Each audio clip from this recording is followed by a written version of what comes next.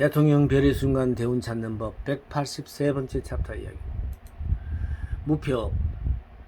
불타의 출가 동기가 노병사라는 경험의 반성에서 시작한 것 같이 불교는 후세의 철학적 분석의 전개에 관계없이 최초부터 일상생활에 의한 경험적 사태의 시원을 두고 있었다.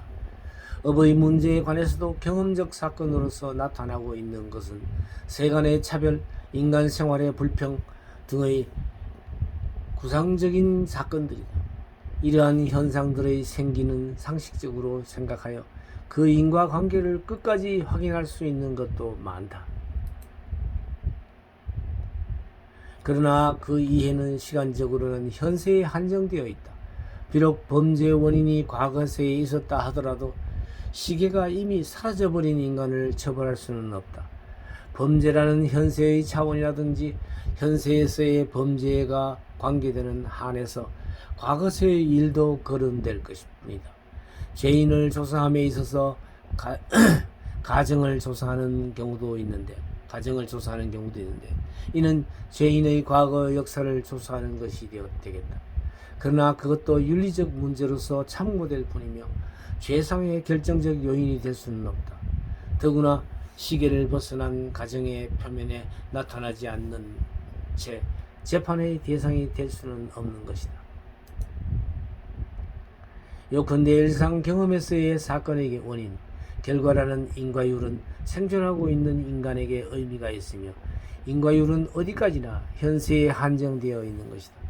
그러나 현세에만 한정되면 결과론에 빠질 우려가 있으며 장래에 어떻게 해야 할까 하는 지침을 얻을 수가 없다.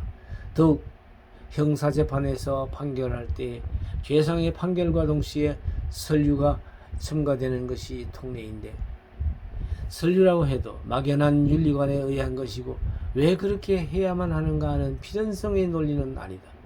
그리하여 현세에만 한정된 사태의 판결로는 묵직한 주체적인 마음 자세라는 점에서 빈약하다고 말하지 않을 수 없다.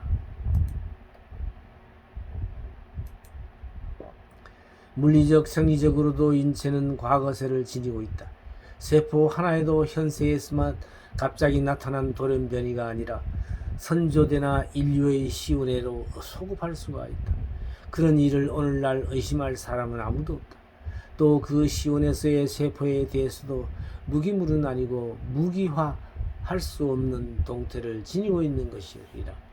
그 동태는 물질과는 다른 계열에 속한다.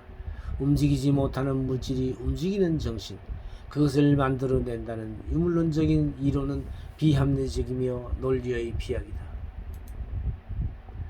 현대인이 인간의 물질적인 세포의 과거, 현재, 미래라는 삼세를 인정하면서 그 동태, 운동 변화인 정신에 그것을 인정하지 않는다는 것은 한쪽으로 치우쳤다고 말하지 않을 수 없다. 3세에 걸쳐서 물질과 정신이 병존하고 공존함을 설한 철학이 불교의 업론이다. 인간 존재는 눈앞에 현세에 한정하지 않고 역사라는 무게를 갖고 미래라는 희망을 지니는 존재이다. 그렇기 때문에 현세에서의 인간의 행동에 과거세의 역사성이 있고 미래세에 대한 기대가 있다는 것은 전체로서 파악한 인간상인 것이다. 그래서 현세에서의 행동의 원인을 과거에서 구하는 일은 역사의 무게를 자기에게 부과하는 것이다. 업인 업과의 추리는 올바르다.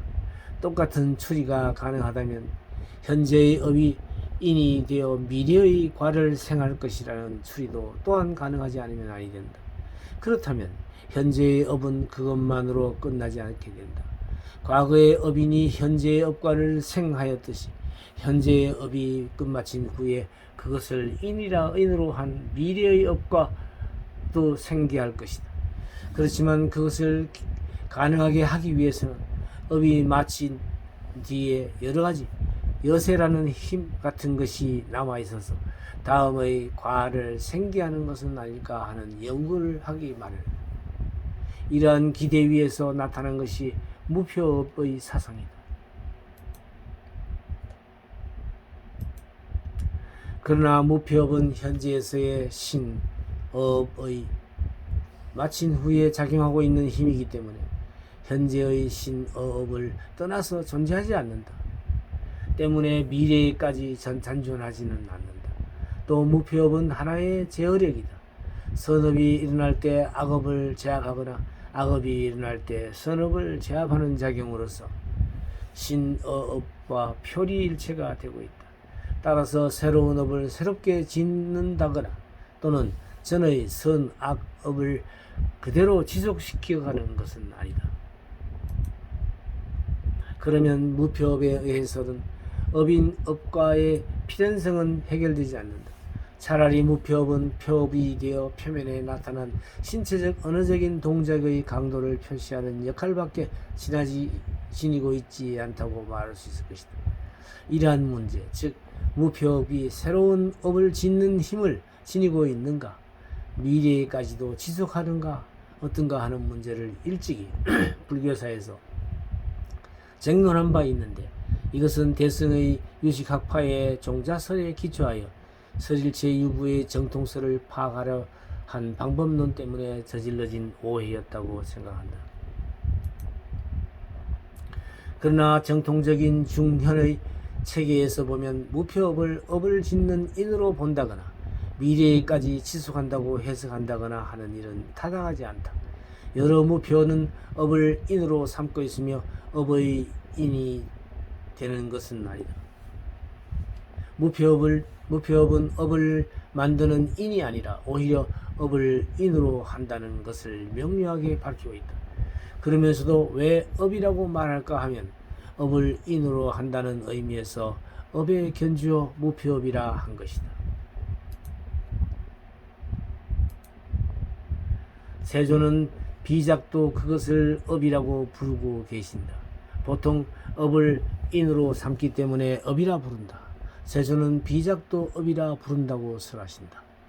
이 중요한 부분은 세친의 구사론에 빠져 있기 때문에 더한층 세친의 입장에서는 하는 오해가 일어났을 것이다. 이렇게 무표는 신업과 함께 일어나는 것 혹은 정에 들어간 것에 무표분이라고 말할 수 있어서 무표는 새로운 업과를 만드는 인이 되는 것은 아니다. 조인이 되는 무표업이 만약 없다면 가령 불선업의 경우 고가를 생할 수 없다. 무표가 만약 없고 또 별법으로서 고가의 경우 능히 원만한 조인이 될 것이 없다면 생길 과도 마땅히 생기지 못하고 말 것이다.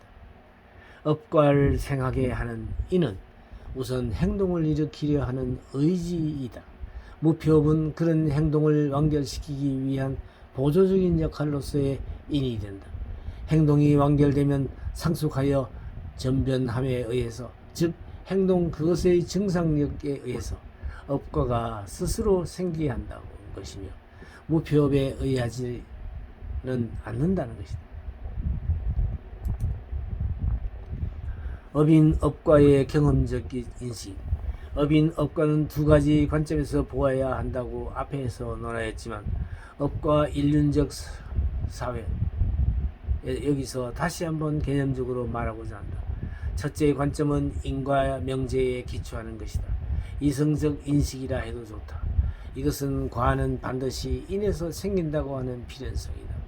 동시에 그 필연성이라 하더라도 선천적으로 순수 사상에 의해서 그렇게 말하는 것은 아니다. 가령 우유에서 버터가 나왔다고 할 경우 우유 그것을 분석하여 보더라도 거기에 버터는 존재하지 않는다. 마찬가지로 버터 그것을 어떻게 분석할지라도 우유 그것은 아니다. 따로따로 가해진 선천적인 분석에 의해서는 우유와 버터 사이의 인과유를 발견할 수가 없다. 우유의 개념 가운데는 버터의 개념은 선천적으로 들어있지 않기 때문이다. 그런데 우유와 버터 사이에 인과유를 상정하여 우유를 원인으로 하거나 버터를 결과로 하는 일은 논리적인 필연성이 아니라 단순한 개연적인 상정에 불과하다. 우유가 버터를 낳는다고 하는 무수한 경험에서 추리하여 우유에서 버터가 나왔다고 추리한다. 이렇게 보면 우유와 버터라는 두 가지 물체를 따로따로 분석하여서는 아니 되고 양자를 종합적으로 결합함에 의해서 그 관계는 필연적이라고 추리하여야 한다. 그러나 그렇게 해도 그건 종합적인 개연적인 추정에 지나지 않는다. 그렇다면 통상 일반적으로 말하는 인과율이라는 것도 엄밀히는 논증적으로 인식할 수 없고 두 사건의 결합에 어느 정도의 경험적 축적을 필요로 하게 됨을 알 수 있다. 환원하면 인과율 그것이 경험적 인식이라는 것이다. 그것은 보통 생각하고 있듯이 이성적 인식이 아니라는 점이다. 후기 대승불교 특히 중간흥파에서 이 문제를 정면으로 취급해 왔는데 그것은 새로운 논리가 아니다. 이미 아비다르마 불교의 철학 가운데 잠재하였던 논리이다. 업인 업과의 관계도 개연적인 추정에 불과하다. 그것은 경험적 인식에 다름 아니라고 말하지 않을 수 없는 것이다.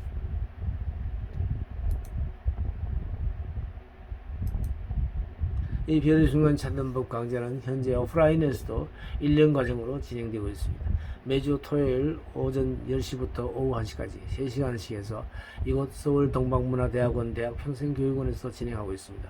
이곳은 성북구 성북로 28길 60번지에 자리하고 있으며 등록 기간은 1학기는 3, 4월, 2학기는 8, 9월에 등록 신청을 받습니다. 이 전화번호와 메일 주소를 참조해서 신청하시면 되겠습니다. 관심 있는 많은 분들의 참여를 기다리겠습니다.